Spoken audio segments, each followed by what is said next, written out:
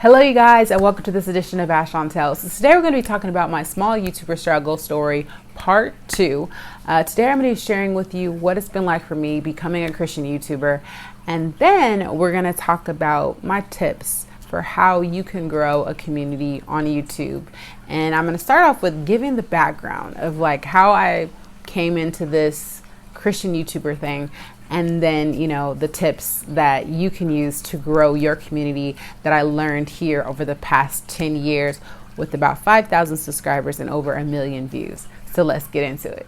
If you got problems in your life and you need a little advice, askchauntel. Yeah. So Chats with Flo hit me up on my last video, and she wanted to know what has it been like struggling in my niche. She wants to know, is it more complicated to get subscribers in certain niches? She also wants me to encourage other motivational small channels on growing your community. Okay, so if we have not met, hello, my name is Chantel, and I am a Christian life coach and advice columnist, and I'm here to help you to create more meaning in your life and relationships.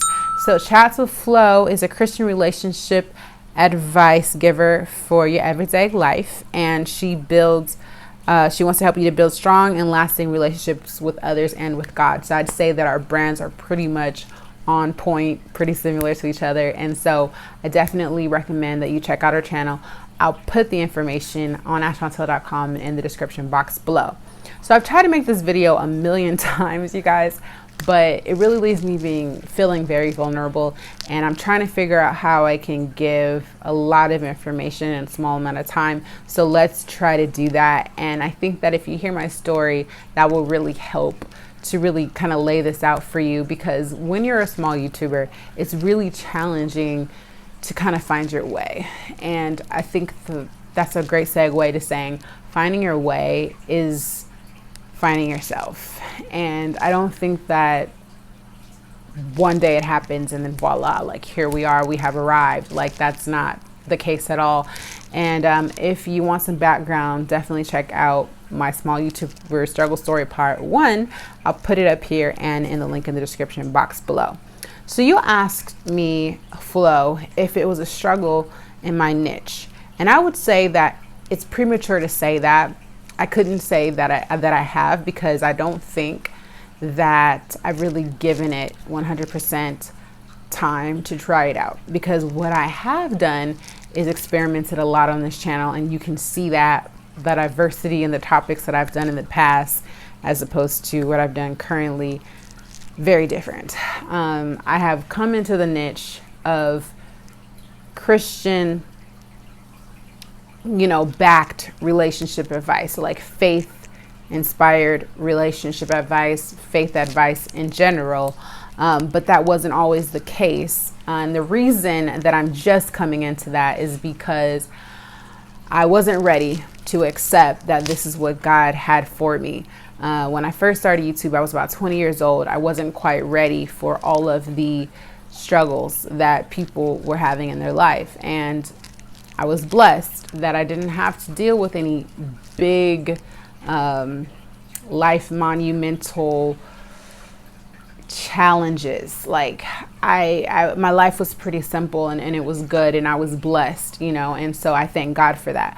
But what ended up happening to me is because I was the granddaughter of like the pastor and superintendent of like all of these churches, and then I was the granddaughter of like the mother of like the church. No matter where I went, people seemed to know who I was.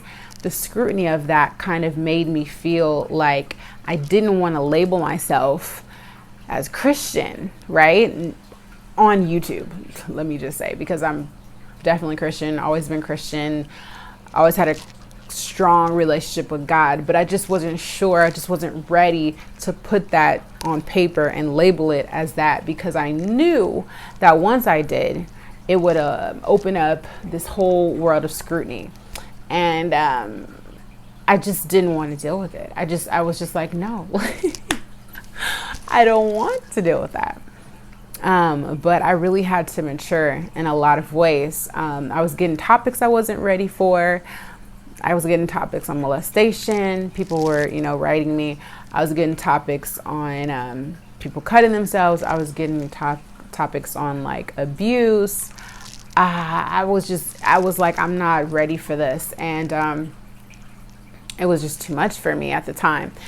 And God just continued to work with me, and I continued to pray for guidance. And he kind of already had me where I was supposed to be, but I hadn't accepted it. I alienated myself, like I mentioned to you guys in my Proverbs 31 video, when I kind of thought of myself as like boring, and I didn't really accept my gifts that God had given me. And I just was not in a place of self-acceptance. I was actually pretty insecure in a lot of ways. And once I had accepted that God had this calling on my life and this is what I was supposed to do, then, things started to open up for me. I started to feel more at peace with my spirit, because I was kind of in this place of like, what am I supposed to do? I don't really understand. It was kind of like an unsettling thing. It was like I was there, but I wasn't there in where I was supposed to be. And God was just kind of guiding me in this way. And I did mention it to you guys as it was unfolding for me, as God was beginning to show me things. Now, granted, I never called it Christian relationship advice, but it was always Christian relationship advice, because if you watch some of my older videos, I always mention God in my videos. I just wasn't ready to put that label because I knew what comes with that. And I always knew that being set apart was just part of being, Christian. And I also knew that to whom much is given, much is expected. And so I knew that God had a great calling on my life, and he allowed me to see things that were to happen, but I was so busy being in my own flesh that I hadn't accepted that this is where he wanted me. So I hadn't even accepted my niche yet, to answer your question. So to say that I've struggled in it, I've really just struggled to accept myself for who I am. And the ironic thing about that is I thought that I was so, strong and had this great confidence. But then what I learned is that you can have confidence in some areas of your life and then lack confidence in other areas of your life. And I experimented a lot interviewing, Christian artists and doing some fashion stuff, and just like God just allowed me to experience some wonderful things. And I put it here on my channel, and you guys have been watching them lately, and I'm like, whoa, like these are from so long ago, but they're bringing them back to life. And I feel like God's like, okay, this is the direction that I want you to go. And when you're doing something that you feel is meaningful, like, it just feels so much better, because I was in, entertainment, and I did get to see what it was like to cover stuff that was just fluff. I mean, I think fluff can be fun, but I've always wanted for something deeper, something bigger. And I didn't know then, but it was the God in me that was shining through, that wanted me to be a part of something bigger and more meaningful. And so my Christian talk show is coming your way soon. I've done some of it before, but we're coming back to it again, because there's something powerful about telling people's stories. And I didn't understand that I'm supposed to, oh my gosh, you guys, like, God has really been working with me, like, oh man. I'm supposed to be the one, to tell some of these people's stories. Like, there's so many people that I know, and even that I probably don't know, but that are in my sphere of influence, I'm sure that I'm gonna meet, that have amazing stories. And I was so busy being on my own, in my own selfish place, that I didn't hear. No, it's not even that I didn't hear. Well, no, I didn't hear. For a while, I didn't hear. I didn't accept that God was like, girl, like, y'all don't understand. Like, me and God, we be talking, all right? And God was just like, girl, like, I didn't just have you meet her for nothing. I didn't just have you meet him for nothing, you know? And God was just like,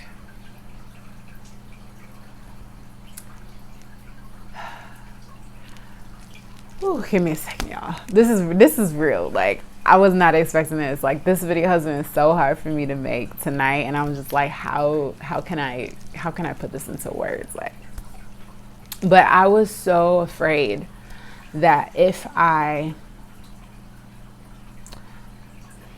was so afraid to get out there and tell my story.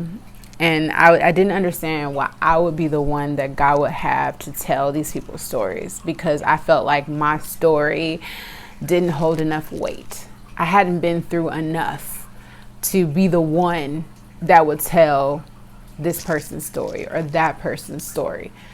And God had to renew my mind. There's scriptures about that, about the renewing of your mind, transformation, you know, of your mind. Like, God had to transform my way of thinking for me to even accept that this is what I was supposed to do, that this is the niche that I was supposed to be in. I was so busy being concerned about what I thought about how people were going to look at me, how I thought how things were going to like lay out, that I didn't even see that God gave this to me because I was the one who was supposed to do it. I was not even confident in myself enough to understand and accept that, even though I was already doing it. It was like it was right in front of my face. And because I just refused it, I totally refused it. Like, my husband and his friend came to me. This was like 7 years ago, like we first got married. Because I was at the point then where I was just like, I've been trying on this YouTube thing. Like, I'm just tired of this. Like, I'm not trying to do that, you know? And they were just like, Chauntel, like, what are you doing? Like, this is what what you were meant to do. Like, and I just didn't see it. I just didn't see the gifts. I just didn't see it. I didn't understand it. And so I just think once you accept what God has for you, it's the most powerful thing that you can do, because he gives us these spiritual gifts when we're young and we're allowed to grow them.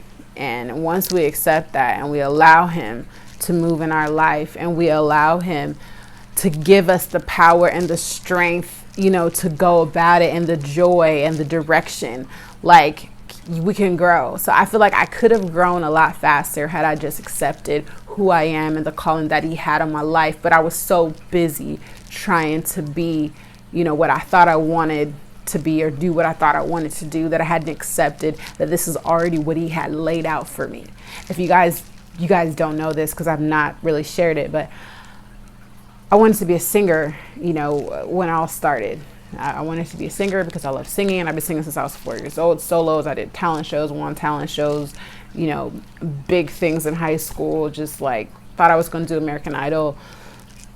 And I was just like, but I never had that Whitney Houston voice. It was my favorite. But anyway, God was like, I have something else for you. So when you ask me, have I struggled in my niche? I was like, man, how do I even address that? Like, I struggled to find myself, and the niche was already in me. So when you're in a niche like this, it can seem like a struggle, but let me just tell you, there's a lot of people on YouTube looking for Christian content. It's just a matter of connecting yourself to the right people. And you do that in the way that you title and you tag. You're already out there commenting on people, so you're already doing great things. If you want more help with that specific thing, then hit me up on my business channel and we'll talk more about that. More complicated getting subscribers in certain niches. I do think that it is harder to get subscribers in certain niches, but you're already doing great. Like, in fact, you're doing better than me in that area. I think that the key to getting the subscribers is one of the keys is producing for a specific person. And we'll get more into this in my tips, but producing for a specific person is very important. And then producing consistent content that is consistent across the topics, not just, when you post, but like that the same person would want to continue watching that video. And I didn't do that. So a lot of the views that I'm getting are from videos that are not even related to each other. And so therefore people are not subscribing because they don't understand, how I could help them based off of the one-off video that I did. So my channel, I didn't have it like, I tried to look at it as a whole, but it was kind of jumbled up in the way that I produced the content. And so if you can make your content chronological, if you can make your content all kind of related to each other, that will help you. And also if you connect with other people who are doing something similar to you, like me, for example, and interact even with their audience, because you already know that they like that type of content, then you're already, going that way. But some people just like sensational content. You can totally jump on the bandwagon of like what's current, what's happening, what's trending. That really helps. It's really just a matter of having people find you, because once the right people find you, they will subscribe, they will connect, and it's kind of like a long-term game. Also, I wouldn't just depend on YouTube. I would try to go out and use other platforms like Pinterest, like Instagram, like your own blog, which I think is probably the most powerful thing that people never talk about, and get those people on an email list, get those people connected to what you're doing, and then it'll grow so much faster. But you're already producing content that's pretty similar to each other, which I have not done up until like a month ago, and that really does help. I mean, I do have related content, but not as related as it could be. But once I actually found my niche, my Christian relationship advice videos themselves have done well with growing subscribers, because people, once they see that you produce content for them, then they want more of what you have, and that's when they subscribe to you. Just to put that simply, to motivate other small motivational channels, I would say that you have to be prepared that YouTube is not something that you're automatically overnight going to grow, like you said. But what is wonderful about YouTube is that you really do get to help people. I've really, if nothing else, like I've really gotten to help, and I've really gotten to touch, and I've really gotten to connect with people in a way that I would have never otherwise. And the cool thing is that you get to work with people and talk to people all around the world. And some of these people, like, I've not met them, but we've connected on Facebook, we've connected on Twitter, not as much on Instagram, but Instagram too, like that's probably because by the time I started Instagram, like I had the girls, and that's like a whole thing. But if you want to check us out, Naturally Askchauntel is the channel for that. I'll put that in the link in the description box below for you guys too. But like, it's just been so cool to just help people and connect with people on a level that is just like amazing, because like, if your gift is to help and to encourage, when you help and you encourage and you inspire and you inform, it makes you feel great because you're using what's within you. So that has been the most amazing thing. I think also sometimes we can get caught up in the numbers. I know that I do. Anybody that does social media, after a while, when you're trying so hard to get views and you're comparing yourself to other people, you start to learn that you start looking at those numbers and you just like look at them. I don't think not looking at them is the answer. I think that just understanding that every single view is a person, that's the most powerful thing for me.